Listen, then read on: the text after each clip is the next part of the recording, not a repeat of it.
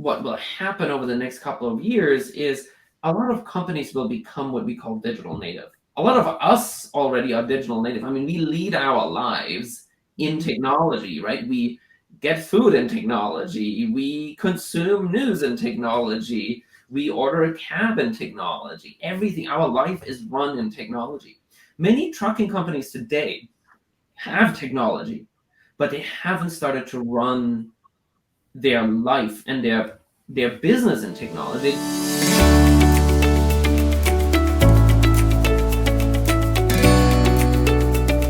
Hey, welcome to Next Gen Trucking Talk. I'm Lindsey Trent, president and co-founder of the Next Generation in Trucking Association. And I have to tell you, I have two of my most favorite people that I have met in the last year in trucking. And they are Kay and Makishi from Beyond Trucks and Hans Galland from Beyond Trucks. They are a super innovative company that is really come on to the trucking scene hot and fierce. They have a passion of partnering with trucking to make it a better industry. And they are involved in a lot of trucking associations and just really helping to make it better for us as an industry and for drivers.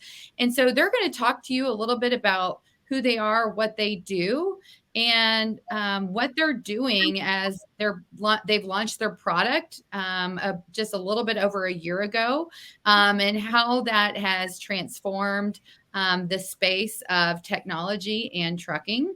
Welcome to the show, you all.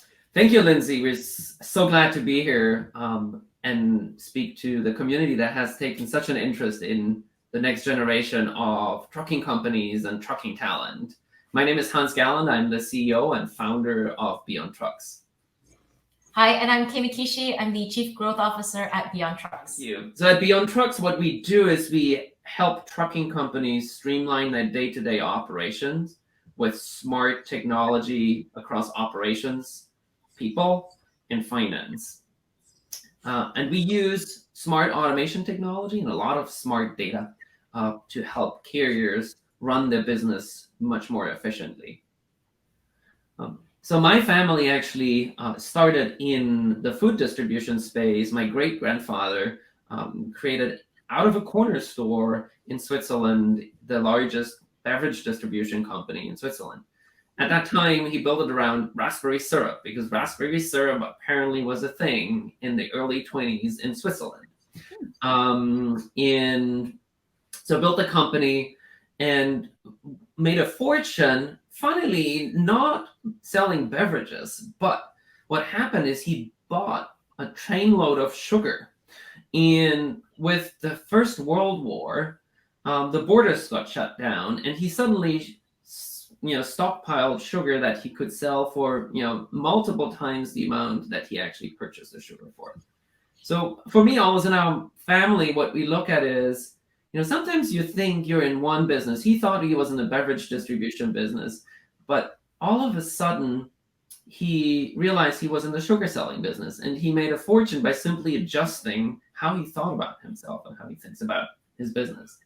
And so much so that for me, he's a great inspiration in how we as carriers, we used to be a carrier, how we started to think of ourselves differently and to think of how we run the business differently. And it suddenly became a part of how we feel we can be really valuable for other carriers. So sometimes changing the perspective of how you look at your business can be so refreshing. Wow, that is really a fascinating story.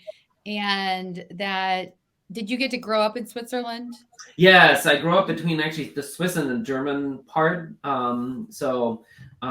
We do still have the family business. It's one actually that didn't go through a successful generational transition. It used to be very large. It's now very small, and it suffered really from that, handing the business to the next generation. And here in the US, what we do a lot, we work with a lot of carriers who are going through a generational transition and talk about them, what can make them successful to not only use that as a smooth transition, but actually hand it to the next generation who can then grow and expand and be even more successful than the previous transition. Because I'm sure the retiring generation, their wish is that their children are more successful than they. So what are you seeing? Because I know you've been talking to a lot of generational businesses and how they can transition to the next generation. And what are you seeing as trends from the one generation to the next? And how are you helping them to transition? Yeah, actually, we did a conversation. We hosted a conversation with the California Trucking Association just a week ago, and I think it's fascinating because that conversation had both the next generation and the departing generation in the same room, not the same families. That would have been probably tough, but it had different families. And so one of the things that we realized is that work styles are so different between how the current generation works and the previous generation works. And maybe Kay, you can share some of your observations on that, because I think it was just fascinating. Yeah. I think just to put some context as well. So my dad used to be a truck driver and started a small family business in Pennsylvania. I did not take over the business, but I was doing invoices and filing taxes since I was like 8 years old. Right? So I definitely know what it's like to work in a family business and also see the transition to Lindsey, to your point, and what does next gen mean, right? The biggest topic and theme that came out of our webinar last week with the California Trucking Association was definitely technology and how people are interacting with technology. One specific example, right? The current generation, for example, was saying, okay, back in the day, we wouldn't leave the office until work got done. If there's paper on the desk and there's things to get done, we didn't go home. The next generation, which I'm sure if you're viewing this, you probably have access to technology, right? The younger generation was saying, yes, I go home at 5 to pick up my kids, take care of my home life. But what they don't see is that I am then going back at 8 p.m., opening up my computer, wrapping up work, and then waking up at 5 a.m., 6 a.m. the next day, answering emails, answering customer, requests and whatnot. So those are some trends that we were discussing last week. And it's funny because the way a lot of companies today are being built is very different in terms of technology than what they used to be built. So just if you think about the largest hotel company in the world, or the largest retailer in the world, or the largest taxi company in the world, they are essentially technology companies. Uber, it's Airbnb, and it's it's Amazon. They don't have a physical store. They don't have a physical hotel. They don't have a physical taxi. But I think what we can learn from them is that they took all the workflows, all the processes, all the information that travels through those companies, the retail company and taxi hotel company, and they started to think about, if you remove all the physical aspects of it, what's left is basically software. It's software and data. And so what I took as an inspiration is what will happen over the next couple of years is a lot of companies will become what we call digital native. A lot of us already are digital native. I mean, we lead our lives in technology, right? We get food in technology. We consume news in technology. We order a cab in technology. Everything, our life is run in technology. Many trucking companies today have technology, but they haven't started to run their life and their business in technology. They hire someone to enter data into a transportation management system, but they're not running their business in technology. And so that's where there's very few companies who have started to do that. But we see the biggest change in the way the next generation in trucking will ultimately run their businesses. They will run it digitally native through technology, and everything is connected. You use one portal or whatever it is to mastermind your business. And as a result of that, you work more efficiently, you make fewer mistakes, you don't switch between a Google Sheet and your TMS. You don't switch between your ELD and your TMS. You don't switch between a physical piece of paper that you then scan, upload, and upload to your accounting system. It's all seamless, and as a result, you have seamless data, and you can become more efficient. So that work style is very different. And what Kay just described, that generational difference that we hear about from other next gen folks is they would love to run their business entirely digitally native, but the old generation hasn't realized that there's a big switch coming up. I think the sooner people can embrace that, the more efficient they will get, the more successful they get, and the more in tune they will be with their drivers and their customers. So we see that shift happening at the moment. There's very few have adopted it, but ultimately, I think there's a lot of opportunity. So you say, is paper going to be obsolete in these next gen businesses? Not at all. Actually, they will be more valuable than ever before. Kay, maybe you have some thoughts on this, but yeah. What do you think about people and how work will change in trucking companies over the next 10 years? No, absolutely. I think a couple of the biggest fears that people have, right, that they may not talk about is, oh my gosh, if technology comes in, will my job go away, right? So it's kind of an oxymoron, but we're a tech company that helps trucking companies be more human-centric. To take the words from one of our customers, is that they wanted to automate all the mundane tasks that we're currently inputting, right? And Lindsey, to your point, paper could potentially be obsolete, right? By streamlining and kind of putting everything, digitize everything. But the people will never be obsolete, right? Because you always need what we call human in the loop to cross-check information. When we're working with our customers, they're some of the brightest, most intelligent people because they have so much knowledge in their head. And so what we do is basically take that knowledge, what we call tribal knowledge, right? Each organization, each company is almost its own tribe, right? They have their own lingo, they have their own acronyms, they have their own flow, and help institutionalize that. So businesses can become legacy business. So there is a next generation that the next generation can then inherit easily, right? And be able to understand and learn from all this past data to then make even better decisions based on that data, right? To help the company grow or be more efficient, optimized. Previously, I worked with nonprofits. So, that's why I'm really passionate about my role here at Beyond Trucks. The growth is really helping our carriers grow. And one of the biggest things that, and we do, that's why we're very passionate about collaborating with you, Lindsey, and Next Gen with a lot of educational webinars such as this is, I think, two things. One is education. Second is access. And I think those are the two biggest things that really is different from this generation to prior generations. As Hans mentioned, right, this technology and it rapidly evolving and becoming digitally native. Nowadays, the access, the entry to barrier is lower, so there's more access and it's more affordable. And people need to know about it, right? So a lot of the work, Lindsey, that you're doing, the trucking associations are doing, what we're very passionate about is that being digitally native doesn't have to be this multi-million-dollar, oh my goodness, where do I start, overwhelming process. It's actually very simple. And again, I said my dad used to be a truck driver and started his own small business. I just think, what if he had access to tools that we have today, like what we do at Beyond Trucks?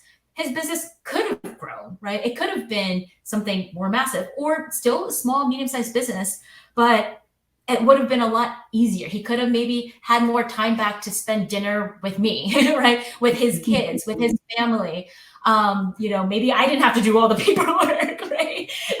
Maybe I'm in this company because of my own childhood past. But so it's basically what we do, right? Is, access to technology. And really, part of this work is really just educating people, right? Even if they don't have to become a customer of ours, but just the fact that technology isn't as scary, it's not going to take away your job. We still need people. At the end of the day, who has the customer relationships? Drivers, right? Who's going to take care of the drivers mainly? It's really about people-to-people relationships, and what we do is take away all the mundane work from the dispatchers, from back office staff, so they can really focus on their people, to really focus on what a trucking business is yes, it's a data, but at the core, the number one asset, not the trucks, it's the people, right? So we really put the focus back on that.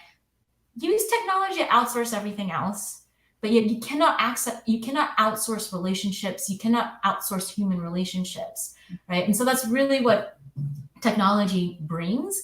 And in our conversation last week, and we did a webinar on transport topics as well, but it's how do we, again, streamline so we can be a more human-centric, help trucking companies be more human-centric. And Hans can talk about, webinars that we did in the past with transport topics on sort of what that actually looks like tactically, right? Well, it sounds like that you guys are really simplifying processes so that trucking companies will operate more efficiently and people will have better jobs because they're not just doing data entry, but that's being taken care of. And they're going to be able to focus their time elsewhere, whether that's elsewhere with their families or elsewhere in their role to make their job and the company a better company. Yeah, I think you hit the nail on the head here. There's one part of that work that's becoming increasingly exciting for us, and it actually deals with the work of the owner or the head dispatcher. In many companies, especially those where the owner is retiring, we find one of the reasons why the owner doesn't want to retire, because not only does she or he think of themselves important, they actually are very important to the business, because a lot of the secret sauce is in their head. And where we see it most commonly, and the most extreme example is actually in chemical transportation. So chemical transportation businesses, where it is very complicated to make a decision on which driver goes to what load with what equipment, and does the equipment have to be washed or not washed before you can use that equipment. So usually a trailer, right? A tank trailer. And so that's an example of something that optimization is so valuable for chemical transportation businesses that usually the only person that knows that is either a dispatcher that has been in the business for 30 years, or it's the owner who started the company. And a lot of owners are worried about retiring, because they know the moment they retire, the profitability of the business will drop, because only they know in their head, they can do it in their sleep, how to do that. And so part of what we can do today, when you say simplifying, actually we can work with ownership and think about the logic that is in their head. We can export that logic and build it into the workflows. So much so that, what is the new role of the owner? The new role of the owner is not every time when there's a load to make that decision, but to actually oversee the decision, and maybe look at the data of how good the decisions were and how to improve the decision. So the owner becomes almost like, it moves into a very supervisory role, always in control, always seeing what's going on, but doesn't have to make the tactical on-the-spot decision that are fairly trivial. If you put the logic into mathematical formulas. So that's where we've become really excited about, is like how to build logic that only the owner or the head dispatcher has into the product, and free up ownership from the burden that comes with having it ingrained in the head. I'm just going to say it's really interesting because I have recently been introduced a little bit more to AI. And it seems like it's almost like it is really identifying the actual process in each step, and you are predicting what that process is. And it happens seamlessly without having to make the decision, which frees up somebody's time. Yes. That's brilliant. I mean, I think that's where our country, where so many things are going. And I think that we as an industry need to go in that direction as well, to support next generation digital natives, and to really push forward as an industry. Yeah, I think Maybe there's because big hurdles though. There's some really big yeah. hurdles. And we initially, when we started the company, we thought, can we just help automation here and there? And we realized if you really want to make a change, you have to make some very deep changes. And the deep changes usually start at the TMS level, or sometimes even start at the hardware level. If the company is still running on an AS400, unfortunately, you probably have to make some deeper changes.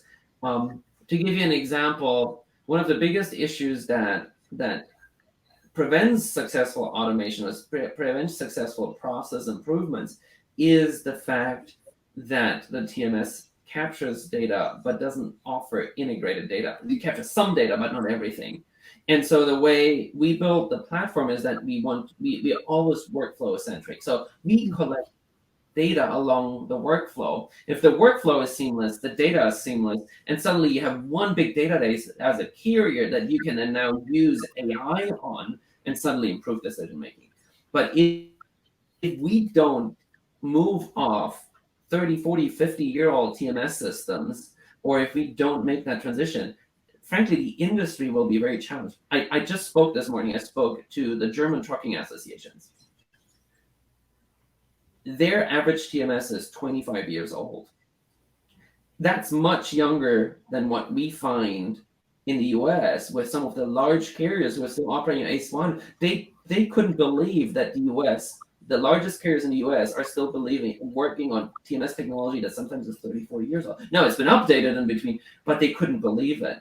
And the Germans told me that they're worried about India and China and logistics overtaking them, because they are not on 20 years old technology, they're on 5-year-old technology. So there's a real shift that we somehow as an industry we're going to figure out to make sure, hey, not only do we have AI computationally, but we can actually apply it to our businesses because we have all the data we need. AI is only so good as the data is that you give it, right? But if we don't have data, then we'll be stuck. So that's a really interesting conversation. Yeah, and just to piggyback off of what Hans was saying in terms of the age of technology as well, cybersecurity is another one that we hear a lot about with our customers coming to us with. We have a customer that had a cyber attack and had to pay a couple $1 million in ransom. Essentially, the hackers before us, right? That's the reason why they came to us, is because they had this cybersecurity attack on-premise software. What does on-premise mean? It means the data is actually stored physically, right? There's a room that the data is stored upon. It's not in the cloud. It's actually the customer has it. And I think up until now, it seems like a safer option, right? I can physically see it. It's right in front of me. My data's right there. I can point to it. The reality is, the truth is that is actually more of an insecure way of storing data, because in the cloud, there is more investments in it. There's more people using it. And so the security measures around there are higher, right? It's harder to attack and steal all of your data. So with this customer, they had 2 cybersecurity attacks before coming to us. And so that's one of the things to also look out for in terms of, technology. There are many things that customers, right, or if you're a carrier, you need to be aware of, or even if you're a driver, right, with a carrier. And so I think, from a technology standpoint, the tactics that's one. And then to Lindsey, what you were saying earlier, and Hans as well, being able to free up that time so owners and dispatchers can more so work on the business, as we like to say, versus in the business. There's still a lot of work to do, right? And so being able to extract them from being inside the business to really become, managers and oversee and look at more of a strategic way of how do we grow? How do we move this into the future? Is a lot of work that we do hand in hand with our customers. It's a lot of discussion and understanding what are your goals as a company, as a team, whether it's family run or not. And so that's one, cybersecurity. 2, again, removing from being in the business, working on the business. And then 3, another one, and they're all related, is change management, is something that we often talk about with leadership teams at carriers. It's, oh my gosh, I've been doing this for 10, 20, 30 years, sometimes 50 years plus, right? We don't like change. this is the way it's working. This is how it's been. It works. And topics that Hans and I, we are constantly talking about and with our customers between the new and the current generation. And so that's something that it really takes, if you are looking for technology or any kind of partner, understanding the nuances that every business is different, every team is different, every person, your dispatcher, your driver, everybody has different personalities and everybody is important, right? Especially your back office staff, especially your drivers. So understanding how to move them along with you, right? Not enforcing some technology because it's the cheapest and that's what everybody's using, but is this new technology, this new item, this new program really tailor fitted for you and your business, or is somebody trying to force your company to fit with them, right? So I think that's one thing that, we've heard a lot in feedback is that we're really good at, we understand the nuances. Hans has started multiple businesses. He ran a fleet. I worked in my own family business. My dad used to be a truck driver. So we understand the nuances that there's so many different characters, right? And every single business is definitely not run the same. Every trucking business is very, very different with very, very specific requirements from the customer, let's say, right? So because I think of the experience of our team, we understand that. And so, finding somebody that can partner alongside with you to be able to mold themselves and custom fit their approach and their solutions to the business versus the other way around is something that we hear a lot from other carriers as well.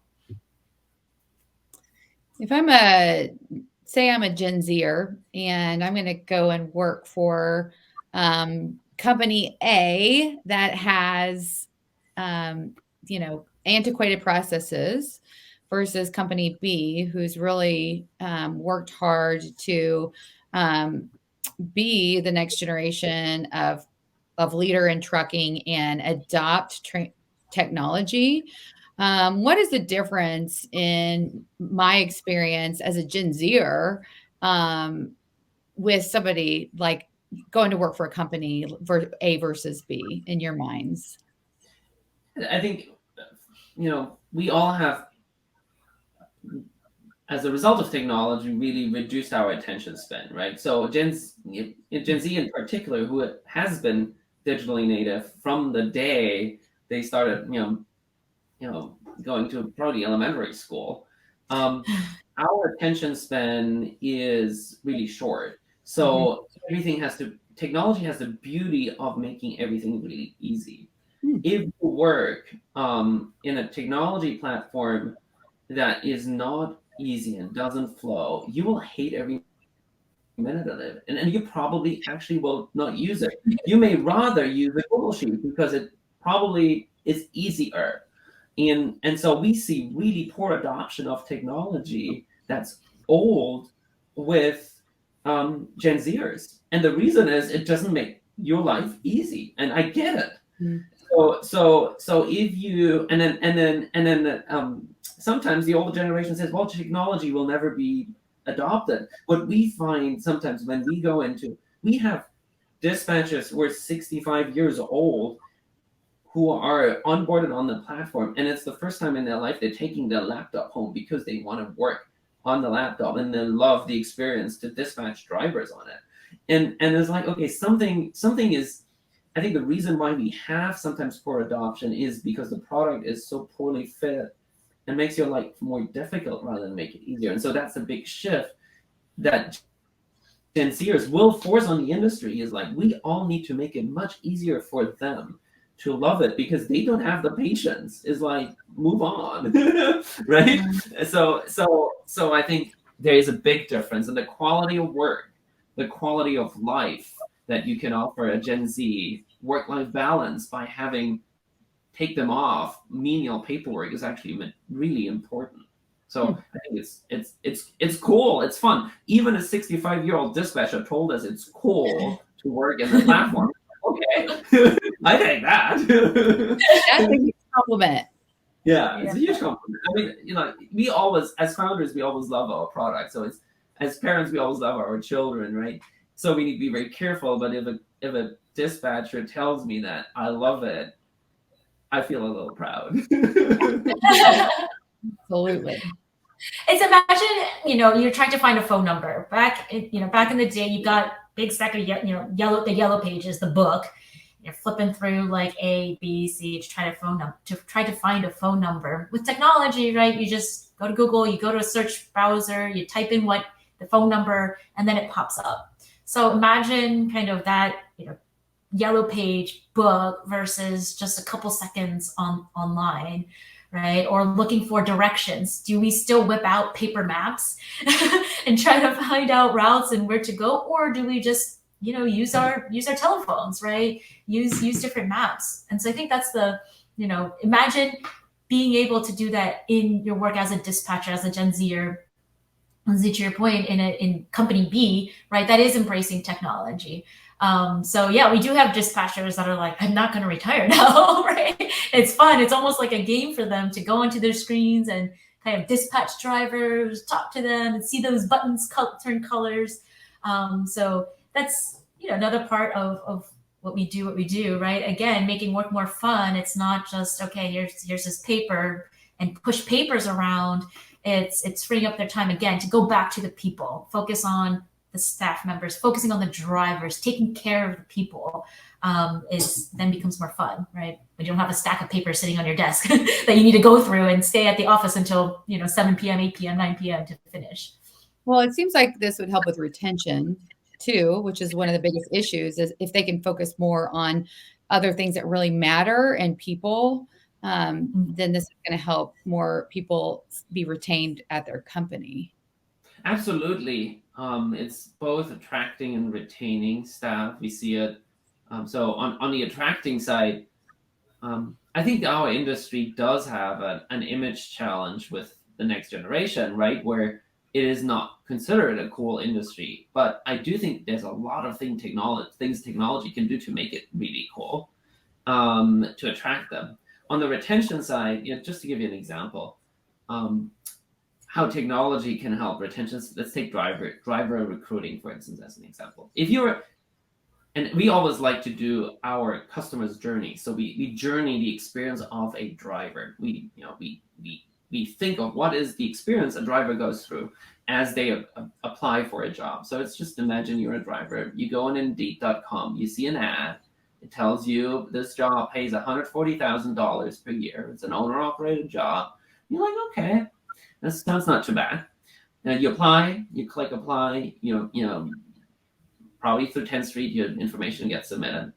You then have an interview, you get accepted, and then on the onboarding conversation, the HR manager says, tell me, what are your expectations? How much money do you want to make? Where do you want to go?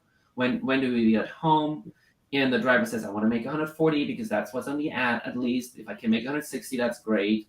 I only want to go into Idaho and Michigan. I don't want to go into New York because there's bridges and tunnels.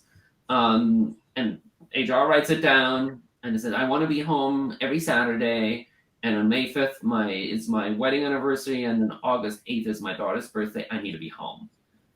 Great. It goes into the file. It goes into the personnel file. It goes into the filing cabinet. And then the driver starts. Guess what? Load planner doesn't have a clue. Dispatcher doesn't have a clue. So on the day when the driver doesn't hit the 140K, or when the driver has to be driving on his wedding anniversary, the driver has an issue. Rightfully so, because everything in the recruiting and onboarding process was built in a way that he has the expectation that this will happen. But the carrier's information didn't flow through organically to the load planner or the dispatcher. Load planner doesn't know. And even if the load planner knows, he may not talk to the dispatcher, who then says, I'm really sorry. I know it's your wedding anniversary. It sucks. Let's make sure that, we'll send some flowers to your wife, and we will make sure that next weekend we'll give you 2 days off to make up for it. That conversation can retain the driver. Does it take humans for it? Absolutely. But what it also takes a flow of information that travels through the organization consistently. And that's where we see the power of technology really to make changes to driver turnover, to retention. And I think there's huge opportunities if we can tackle that as an industry. But it requires us to be really natively digital to get there. Well, that is fascinating. And it's kind of like the left hand doesn't know what the right hand is saying, right? And so, how do we make that communication happen to make things better? Yeah. So, is there anything else, the last things before we go, that you would want to mention? How does somebody reach out to you and connect with you if they're interested in learning more? Sure. Yeah, they can contact me directly. It's kay@beyondtrucks.com. So KAY, my first name at beyondtrucks with an S at the end.com. And yeah, we're happy to talk and see if we can ever help. We do webinars frequently. Again, building community and access to education and understanding how what's available out there is really important to our company, given our backgrounds. And again, happy to always have a conversation to even just provide advice or provide, share what we're hearing from other carriers. So. And I just want to say, Lindsey, thank you for what you're doing. It is the most important thing the trucking industry has to figure out, is how to attract, retain the next generation of people on all fronts. Because people will make the industry powerful, and people will make the industry transition. Robots and software cannot do that. It really takes the way we work in this industry will change so much over the next 10, 20 years that we have to start today. And so just kudos to you, and thank you for doing this for the American trucking industry, because it's going to be the reason why it will survive, but truthfully, why it will flourish. Thank you. And I hope that we do thrive as an industry and really thrive to get young people connected to great careers that can help turn their lives around, help get their lives on a great trajectory for their future, and provide for their families. And I just want to thank you all for coming in and really working on the education piece and really investing in associations and how you can make the industry a better place. And I really, how I met you all, that's what you guys are doing. And so thank you for everything you are doing to make the industry a better place. Thank you. Thanks. Yeah. I appreciate it. It's great to talk to you today, Kay and Hans, and we'll see you soon. So thank you. Sweet. Thank you.